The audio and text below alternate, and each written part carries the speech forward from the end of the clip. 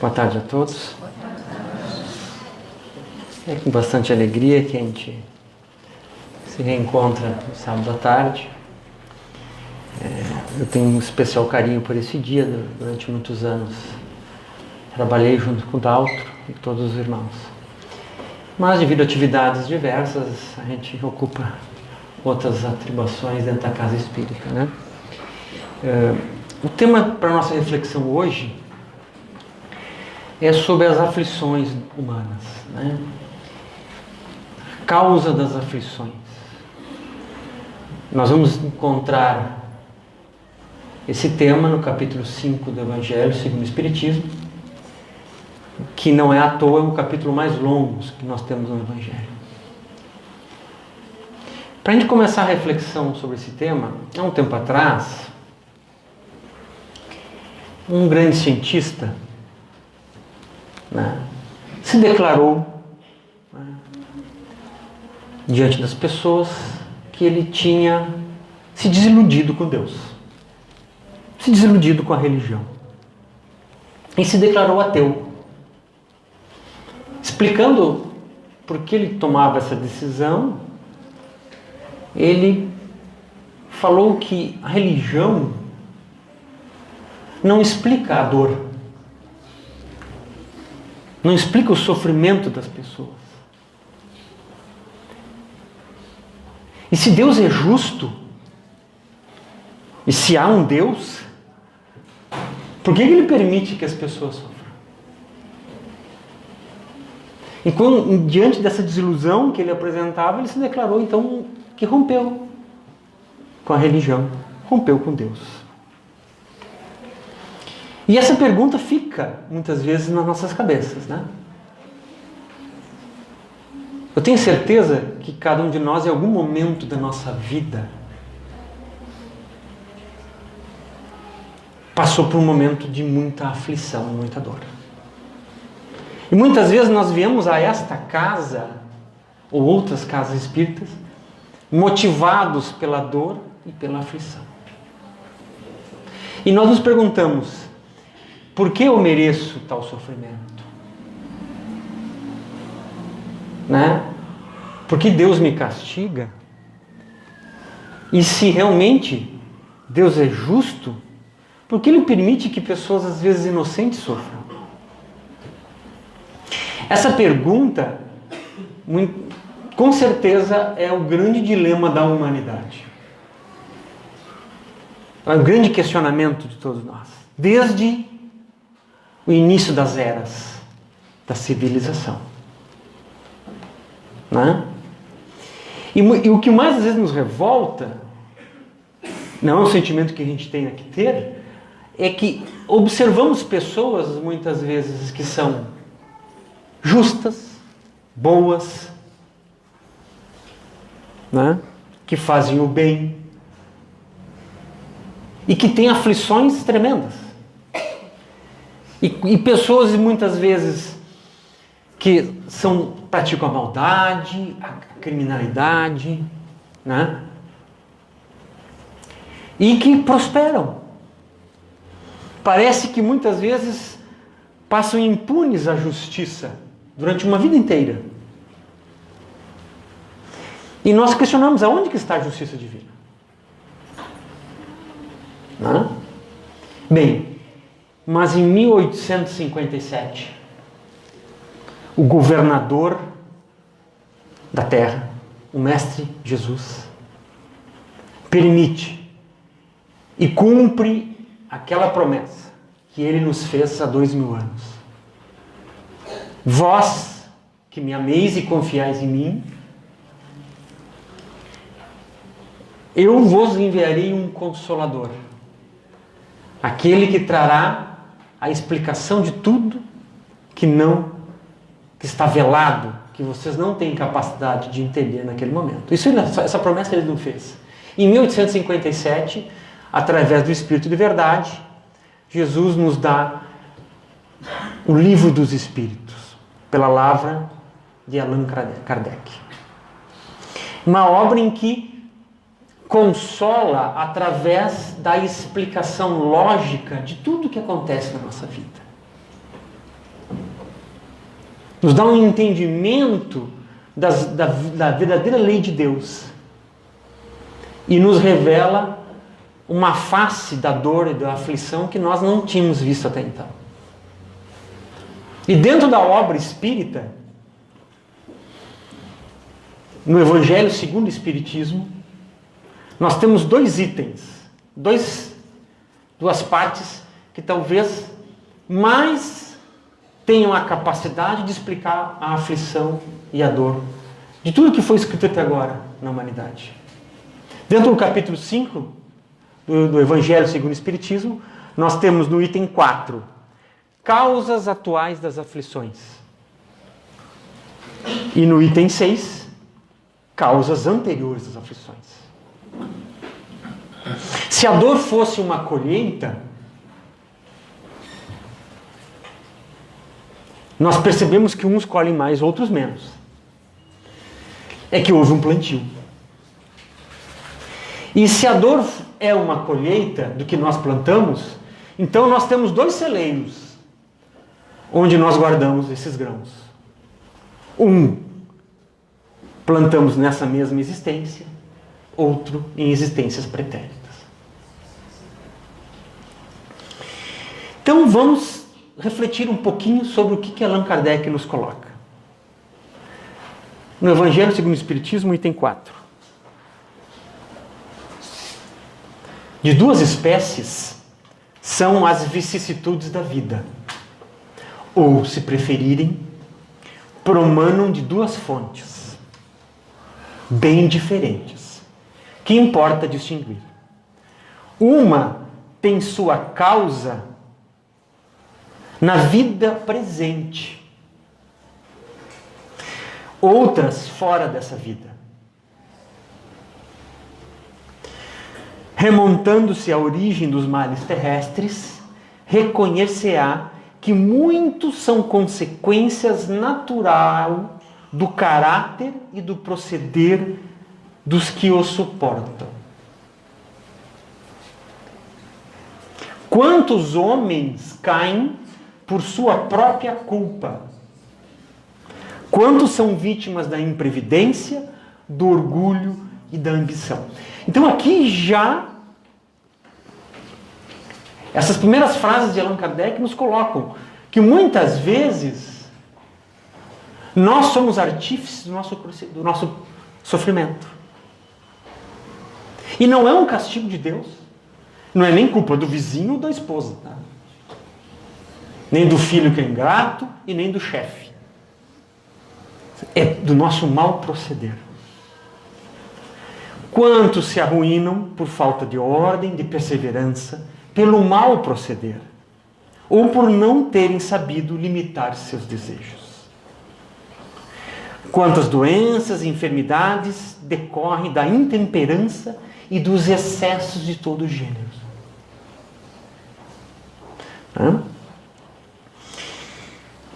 Interroguem friamente suas consciências, todos que são feridos no coração pelas vicissitudes e decepções da vida. Remontem passo a passo a origem dos seus males, que os torturam. Então aqui Allan Kardec nos coloca exatamente isso. Que tudo que acontece de sofrimento nas nossas vidas, muitas vezes é um reflexo da nossa imperfeição moral. Do nosso mau proceder, da nossa imprudência. Porque muitas vezes nós espíritas temos uma mania de achar que, quando sofremos, a culpa é do obsessor. Tá? Nós temos que afastar o obsessor porque ele é o culpado. Ou eu tenho uma sorte, uns prosperam, eu não. Tá?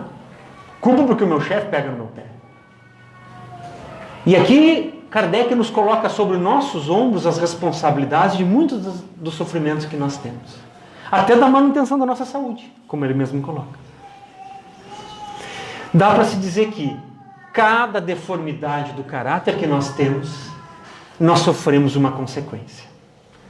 Cada deformidade, cada mazela moral que nós temos, nos causa um sofrimento. E para isso nós temos uma página muito interessante do Emmanuel, no livro Religião dos Espíritos, que ele coloca muito bem isso. Muitas vezes, quando a vida nos coloca um sofrimento, aquele sofrimento para nós é como um espelho que reflete o que nós somos. É um espelho que reflete o que nós temos dentro de nós. E a mazela e o sofrimento faz com que nós tenhamos que examinar a nossa dor. Porque a nossa dor nos ensina muito dos outros, não, de nós. E nesse aprendizado do que nós somos, nós conseguimos evoluir. E Emmanuel nos coloca nessa página a seguinte fala: examina a sua própria aflição. Examina a própria aflição para que não se converta em inquietude, em que arrasadora tempestade emotiva. Todas as aflições se caracterizam por tipos e nomes especiais. Então ele coloca que cada aflição que a gente tem reflete um problema moral nosso. Por exemplo, a aflição do egoísmo chama-se egolatria. O indivíduo egoísta faz os outros sofrerem? Sim, mas o indivíduo egoísta sofre muito. Imagina vocês se vocês ganhassem na Mega Sena, né? Ganharam na Mega Sena. Tá? Mas ficam numa ilha deserta, só vocês, sem ninguém mais. É um sofrimento. Porque não tem ninguém para contar que tu é rico. É um sofrimento. Né? O egoísta sofre. Né? A aflição do vício é a delinquência. Né? Quantos irmãos, por causa do vício, caem na criminalidade, na delinquência? Né? Pagam um preço por isso. A aflição da agressividade chama-se cólera. O indivíduo agressivo e colérico sofre. Muitas vezes comete atos que se arrepende. A aflição do crime chama-se remorso. E é muito interessante aqui. Muitas vezes nós vemos indivíduos que caem na criminalidade e parece que saem ilesos aos nossos olhos. Mas ninguém foge do julgamento da sua consciência. E por isso aqueles irmãos vão ser julgados por eles mesmos, pela sua consciência. E assim Emmanuel segue. Né? A aflição da indisciplina chama-se desordem. Né? A aflição da preguiça chama-se rebeldia. Um indivíduo preguiçoso, né? Ele é rebelde. Tudo que dão para ele fazer, ele acha que é demais. Né? É uma aflição. É uma aflição. Né? O indivíduo indisciplinado sofre também. A desordem, disciplina, leva um sofrimento, gera um sofrimento muito grande. A vida de algumas pessoas torna-se um verdadeiro caos. E a culpa dela mesma, das suas atitudes. E no final da página, Emmanuel nos complementa que cada criatura tem a aflição que lhe é própria. Então nós temos a aflição que manifestamos em nosso caráter. Né? Então isso é o que o Espiritismo nos coloca.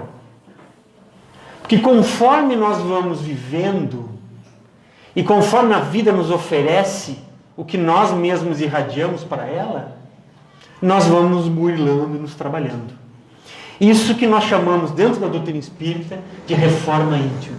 A reforma íntima não é reformar os outros, não é reformar a casa, nem a casa espírita, é nos transformar.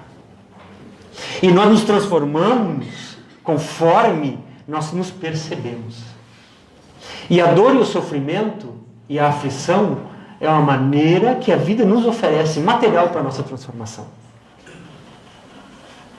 Vamos dar um exemplo. Vocês imaginem então esse exemplo desse irmão indisciplinado. Né? Desorganizado e disciplinado. Ele tem que chegar às 7 horas no trabalho, né?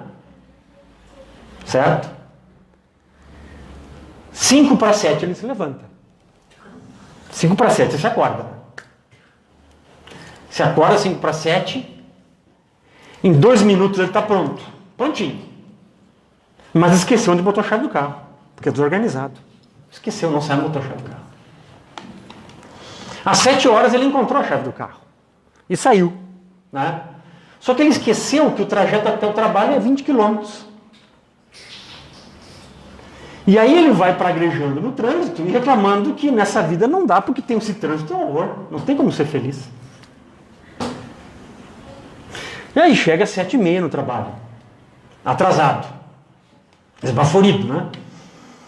E aí as pessoas vão para ele, bom dia, amigo. Bom dia, só que sempre é ti, porque o meu tá um horror. Né? E assim vai o dia inteiro. Um quadro de desequilíbrio que ele mesmo provocou. Não foram os outros, muito menos o trânsito.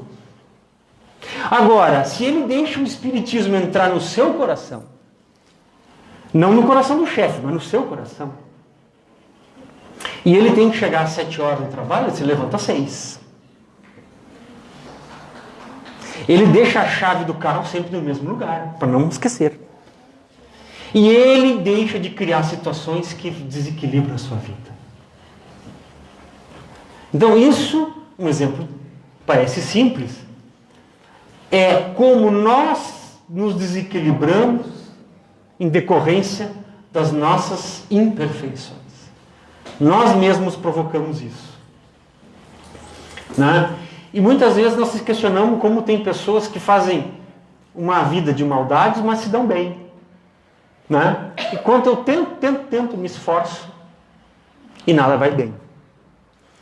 Emmanuel tem uma frase muito interessante. Ele coloca da seguinte maneira: que mais vale chorar sobre os grilhões da resistência, né? Sobre as algemas da resistência, do que sorrir sobre os narcóticos da queda. Interessante ver isso, porque quando nós vemos uma pessoa em queda moral, ela não está triste. Quando a pessoa está caindo em queda moral, ela não está triste. Ela vai ficar depois, pela lei de causa e efeito. Mas naquele momento ela não está triste. É como aquela brincadeira popular, né? A pessoa pula do 5º andar, né? Quando passa no 2º, fala assim, até aqui tudo bem. É mais ou menos a nossa queda moral. Quando caímos, nós não percebemos o que nós estamos provocando para nós mesmos. Mas vai chegar um momento em que a lei de causa e efeito vai nos apresentar o resultado do que nós somos. Mas chega um momento em nossa vida em que a dor bate à porta e parece que não existe uma causa naquele momento. Por mais que nós fizemos tudo certo, uma doença acomete um ente querido, um desencarne de um familiar, um problema financeiro grave, né? Algo em que nós não tivemos nenhuma participação. Parece que nós não encontramos causa nessa existência daqueles acontecimentos. E aí, neste momento, Kardec nos coloca no Evangelho segundo o Espiritismo. No item 6, das causas anteriores às aflições. Mas se há males nessa vida, cuja causa primária é o homem, ou seja, muitos males nós provocamos, como nós vimos antes, também há males que, pelo menos na aparência, ele é completamente estranho e que parece atingi-lo como por fatalidade. Um acontecimento, né, que nós não conseguimos controlar. Tal, por exemplo, perda de entes queridos, os que são amparo da família, acidentes, né, que nenhuma previsão poderia impedir. Um acidente aéreo, caiu o avião, né, um acidente grave, revés da fortuna, né, flagelos naturais, terremotos e alguns outros, né? Enfermidades de nascença. Muitas vezes nós olhamos uma criança, né, que já nasce com deformidades, doenças graves. O que aquela criança fez para merecer tamanho sofrimento? Né?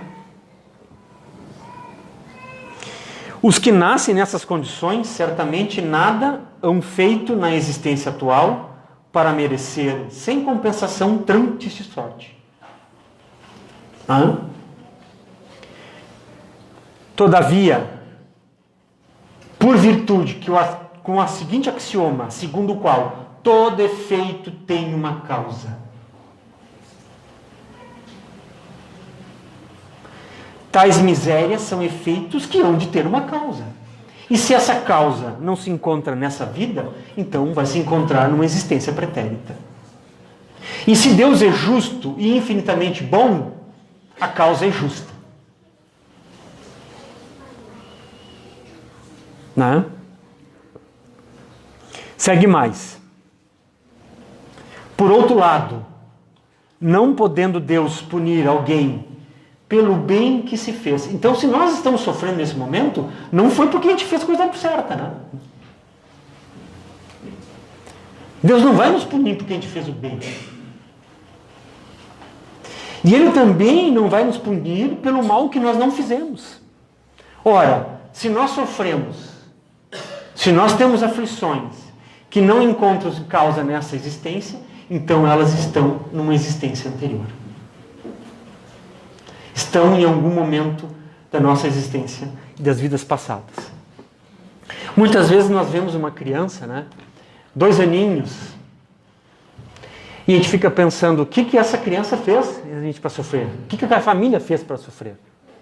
Mas nós entendemos que nós somos espíritos imortais, que tivemos centenas, milhares de existências,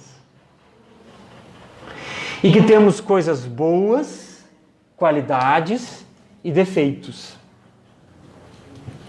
E muitas vezes sofremos em decorrência dos nossos defeitos. Deixa eu ter que pegar esse microfone. Então, nesse momento, a doutrina espírita nos coloca exatamente isso. Que vai haver um momento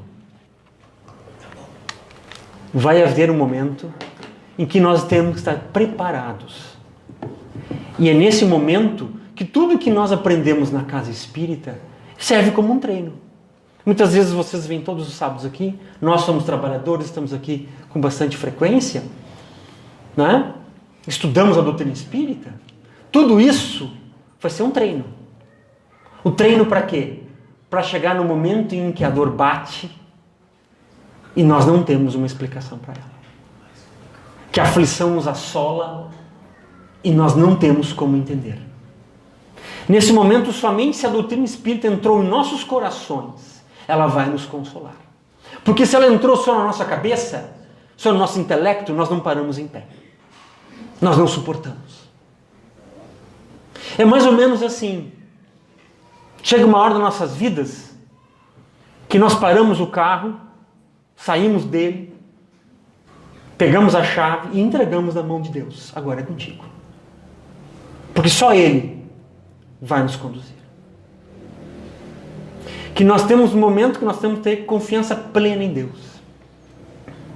Tem uma passagem da vida de São Francisco de Assis, que é linda. São Francisco de Assis caminhava no inverno congelante na Itália, indo de um monastério a outro. Quando chega nesse monastério que ele foi visitar, ele bate a porta, né, para ser recebido. Abre a portinha. Quem é? É São Francisco de Assis. São Francisco de Assis nada. Fecha a porta. E eles ficam lá de fora no inverno, nevando, temperatura negativa.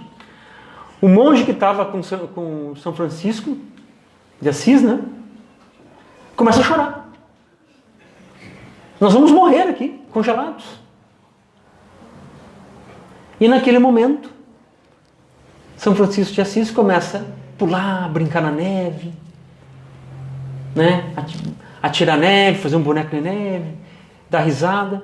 E o companheiro que estava com ele ficou louco. Só pode. chamavam, os seguidores de São Francisco de Assis chamavam ele de Pai Francisco, né? Mas Pai Francisco, você enlouqueceu? E ele falou assim, eu estou muito feliz, porque eu esperei a minha vida toda por esse momento. Mas esperou a vida toda para morrer aqui na neve? Não. Não. Você percebeu que nesse momento nenhum ser humano pode nos ajudar? Você percebeu que nesse momento nós estamos 100% na mão de Deus? Só Ele pode nos ajudar. Não preciso dizer que passou alguns minutos, a portinha se abriu, se identificaram, eles entraram para dentro do monastério e sobreviveram à nevasca. Mas é exatamente isso que vai acontecer em algum momento da nossa vida. Em algum momento da nossa vida, quando a dor bater à nossa porta, nós estaremos 100% na mão de Deus. E se nós não confiarmos 100% em Deus, nós não seguiremos adiante. Nós não suportamos a dor. É nesse momento em que nós testamos verdadeiramente a nossa fé. Que nós testamos verdadeiramente a nossa religiosidade. Tudo que a gente fez antes foi teste, foi treinamento, e ali nós somos testados. É neste momento que nós temos que a fala de Jesus faz mais sentido. A fala em que ele nos coloca em Mateus, capítulo 11, versículo 28 a 30. O Mestre Divino coloca: vinde a mim todos vós, todos nós que estejais aflitos. Então vinde a mim todos vocês, todos nós aflitos e sobrecarregados, que eu vos aliviarei. Aqui o Mestre chama a responsabilidade a ele. Ele diz que ele vai nos aliviar. Por quê? Tomai sobre vós o meu jugo e aprendei comigo, que sou brando e humilde de coração, e acharei repouso para as vossas almas, pois o meu jugo é suave e o meu fardo é leve. Então nessa fala, o Mestre Divino nos alerta que o seu Evangelho, que nos dá um entendimento, que só prega o amor, vai tornar o nosso fardo leve. Que fardo é esse? O fardo das nossas responsabilidades. O fardo dos nossos compromissos que nós assumimos em outras existências. E que hoje se reflete através de uma expiação e de uma prova. E que muitas vezes nós achamos que não vamos suportar. Essas são as nossas responsabilidades. E Ele vai nos ajudar a carregá-las. Ele vai tornar esse fardo leve, né? Esse jugo suave. E é exatamente isso que nós precisamos em alguns momentos, principalmente nos momentos de maior sofrimento. Nós precisamos, sim, confiar, ter fé, precisamos da prece, mas acima de tudo nós temos que ter essa presença, que os espíritos superiores se apresentam, que o Mestre Divino se apresenta. Essa presença é o que muitas vezes a espiritualidade maior nos coloca naqueles momentos de maior sofrimento. E para nós entendermos o que é a presença, finalizando já, eu vou contar uma pequena história de Francisco Xavier. Certa vez, quase no final dos trabalhos, né, Chico Xavier, que atendia as mães que perdiam seus filhos, né? Já tinha atendido mais de 100 mães naquela noite. Já era tarde da noite, quase meia-noite. Cansado, né? Quando chega uma última mãe, quase no final do atendimento, senta na frente de Chico e fala: Chico, eu perdi meu único filho. Abraça o Chico e começa a chorar. E o Chico abraça ela e começa a chorar junto. E os dois ficam ali chorando. E o pessoal do centro, né, olhou assim, mas olha o Chico lá, o que aconteceu? Vamos ajudar. Ele devia estar fazendo uma palestra sobre causas das aflições, explicando o porquê do sofrimento. E os dois ficam abraçados durante 15 minutos chorando. Depois daqueles 15 minutos, estou chorando, ela para de chorar, enxuga as lágrimas e fala: eu nunca me senti tão consolada em toda a minha vida.